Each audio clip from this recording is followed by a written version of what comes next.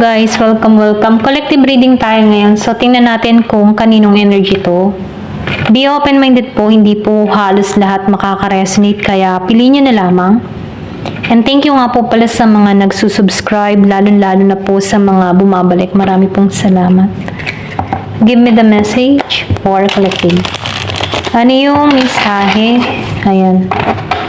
Give me the message for collective.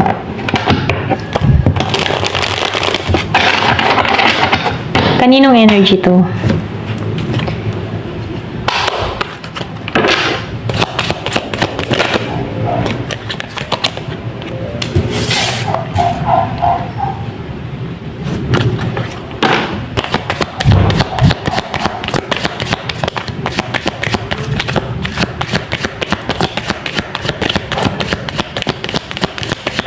So, nakikita ko dito, no? Meron ditong summer solstice, ano?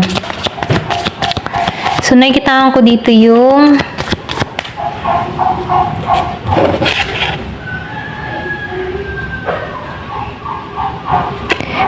kumbaga, ano, nakikita ko dito yung success. Dun sa iba, pwedeng meron ditong nangyayari sa'yo, okay? Kumbaga, yung bang tipo na nagpasya ka na ditong i-let go na yung mga bagay-bagay na hindi mo na kayang kontrolin pa. Ganun ano. Yun yung nakikita ko sa iba. Kumbaga, may pagpapasya ka na ditong ginawa, okay? Na kailangan ng tanggalan, okay? Kumbaga, kailangan na ng pagbabago. Kumbaga, meron ditong tao na mas pinipili niya yung maging masaya, okay? Mas pinipili niya yung sarili niyang kaligayahan, okay? Meron ako nakita ditong Virgo, Capricorn, Taurus. Then, merong Scorpio, Cancer, and Pisces. Kumbaga, nakikitaan ko dito na naginang buo para sa'yo, no? Kumbaga, nakikitaan ko dito na meron kang mga kahilingan na natutupad, okay? Meron ditong tao na unti-unti natutupad yung kanyang mga kahilingan, okay? Masaya siya, okay? Sa lahat ng nagiging resulta ng kanyang mga ginagawa, okay? Ito rin nakikita ko, kumbaga, nakompleto niya, okay? Nakompleto niya yung inaasam-asam niya, ganyan. So, nafe-feel ko dito, nag-e-enjoy, nagpapakasaya, masaya siya sa moment niya, satisfy siya sa kung anong meron siya, okay? So, nakikita ko dito, siya yung tipo ng tao na hindi nawawala ng pag-asa, no? Kumbaga, nakikita ko dito yung pananaw ng tao nito na, alam mo yung tipo na kapag tapos na, at meron pang bagong pag-asa. Ganun ano. Kumbaga, yung yesterday, tapos na yon at merong pang bagong naghihintay. Okay? Ganun yung energy, ano. Kumbaga, na-overcome ng tao nito yung mga hirap or mga pagsubok na kanyang kinakaharap, ano. Na kung saan, ano, lahat ng mga problema ay na-resolve na. Meron din dito mga away, gulo na nangyari sa tao nito, pero lahat ng ito ay tapos na. Kumbaga, nakikitaan ko dito na nahanap niya yung kapayapaan niya, okay? Kumbaga, dito siya sa moment na nagpapatuloy siya, okay? Kasi nakikita ko dito, maybe before, nakaranas to na hindi para, yung bang hindi malino para sa kanya ang lahat, ano?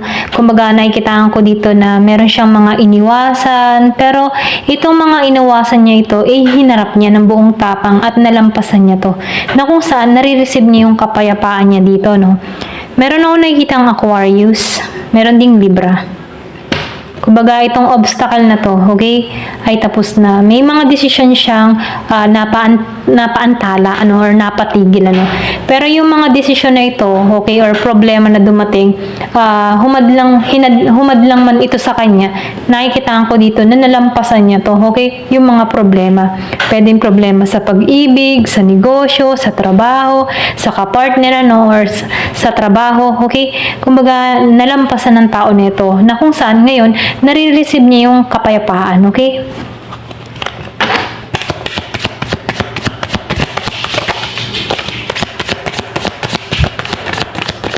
Give me the message.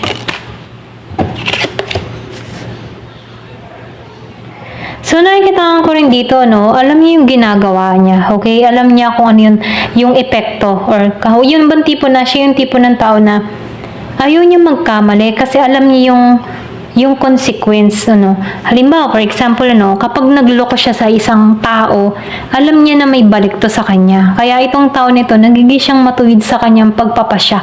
Kasi alam niya yung patakaran, ano, at aware siya sa ganun, ano, na may mga bagay-bagay na kapag gumawa ka ng masama, ay may babalik ding masama, ano.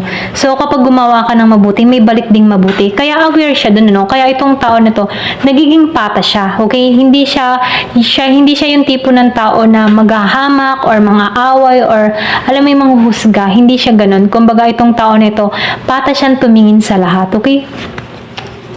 Kasi nakikita ko dito na siya yung tipo ng tao na marami siyang natutunan sa buhay ko. Kaya hindi siya basta-basta nang huhusga ng kapwa niya. Okay? So nakikita ko rin dito, siya yung tipo ng tao na may integridad. Ano, kaya niyang humarap. Ano. Ito rin ang feel ko. Kumbaga, alam niya kung ano yung makakabuti para sa kanya. At dun siya nagtutuon, ano. Kasi nakikita ko dito, meron ditong tao na merong sariling paniniwala na kung saan dun siya tumutungo sa tama. Okay? So, nakikita ko dito, no, yung iba sa inyo, kung nagtatanong ka dito, no, kung kung meron kang nakakausap or na ng mga nagdaang araw, ano, nakakausap online or may nagpapakilala sa'yo, no. Kumbaga, nagpapahiwatig to na pareho lang kayo ng nararamdaman, ano. So, meron ditong magpapahayag ng kanyang saloobin, ng kanyang nararamdaman, okay? So, meron ditong companionship na parating, meron ditong bagong simula sa tao na to, okay? Bagong partner, bagong mangingibig, lahat ay bago. So, nakikita ko dito ng Scorpio, Cancer, and Pisces, meron Gemini, Aquarius, and Libra.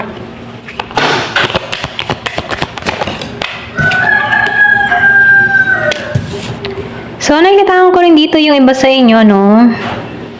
Alam mo yung ikaw yung na-discover mo na kapag meron kang hiniling at nagtuon ka dun at nag-focus ka dun, nakakamit mo, okay? Kumbaga meron ka nang napatunayan na gano'n, na naganap sa'yo, okay?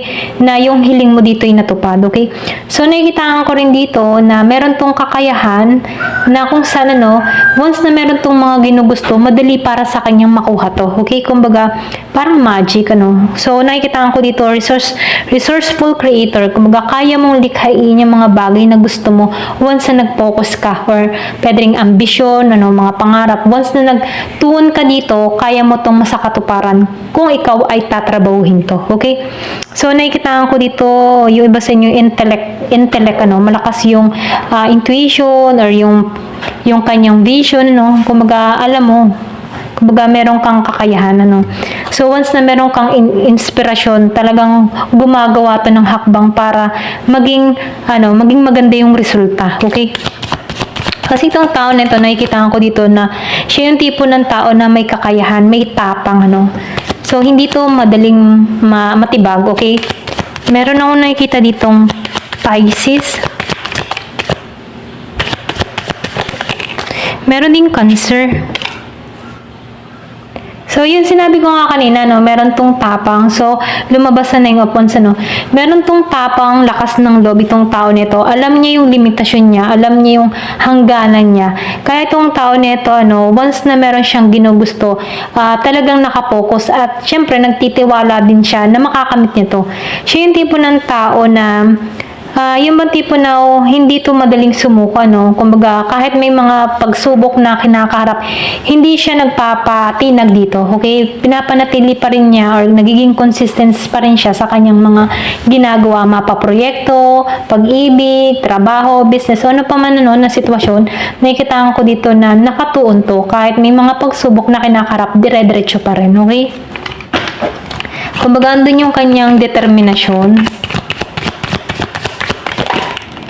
Meron ako nakita ditong Aries Leo sa Sagittarius.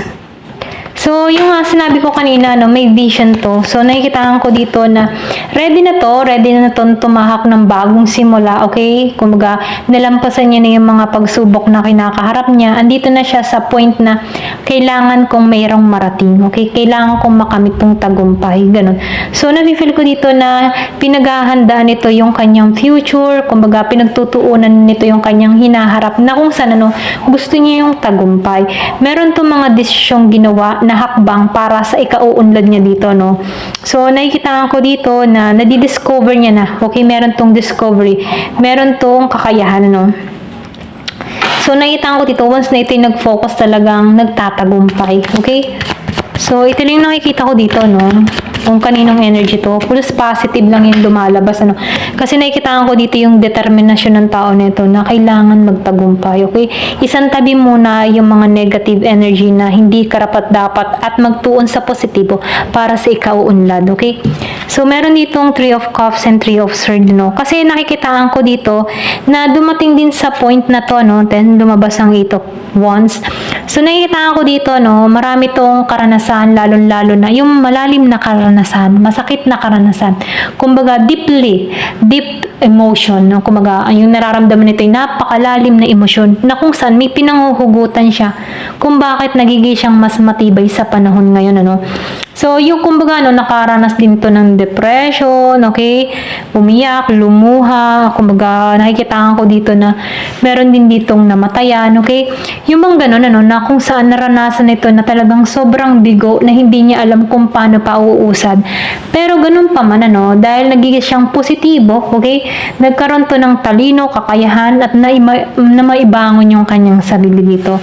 Kumbaga, tamang oras lang, ano, hindi to nagmadali, dumaan to sa tamang proseso na kung saan nagiging nagiging maganda yung resulta, no.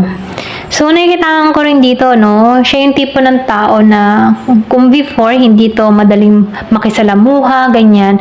So, nakikita ko dito yung malaking pagbabago sa tao nito. Binabago niya yung sarili niya. Hinahanap niya yung kaligayahan at kasiyahan niya dito. Na kung saan, ano, nakikipag-collaborate na rin to sa iba or nakikipag-kausap or pwedeng nakikipagkaibigan sa iba. Ganun, ano. So, welcome na to sa pagbabago. Kumbaga, ready to mingle na. Kumbaga. So, nakikita ko rin dito, no, na itong tao nito, naka-align siya, okay? Nakikipag-usap na siya or pwede rin sabihin na handa na siyang yung bagong relasyon, kumbaga ready to mingle na nga, yung sinabi ko nga kanina. Kumbaga tinanggalan niya na yung pagiging malungkot na kung saan ayaw niya na yung balikan, okay? So, nafe-feel ko dito na handa na tong kumilo. So, yung iba sa inyo, nakikita ko dito may travel na gagampanan, no? Na tatahak siya sa panibagong direksyon na kung saan yung pangarap niya, yung kanyang gustong makamit, okay?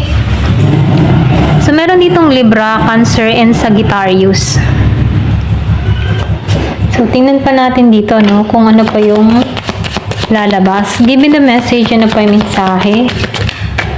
So, nakikita ko dito yung liberty, no? So, nafe-feel ko dito yung social, yung tipo na nakikipagsalamuha sa ibang tao, nakikipag-collaborate, parties, okay? So, nakikita ko dito yung pagbabago na nangyayari dito sa tao nito.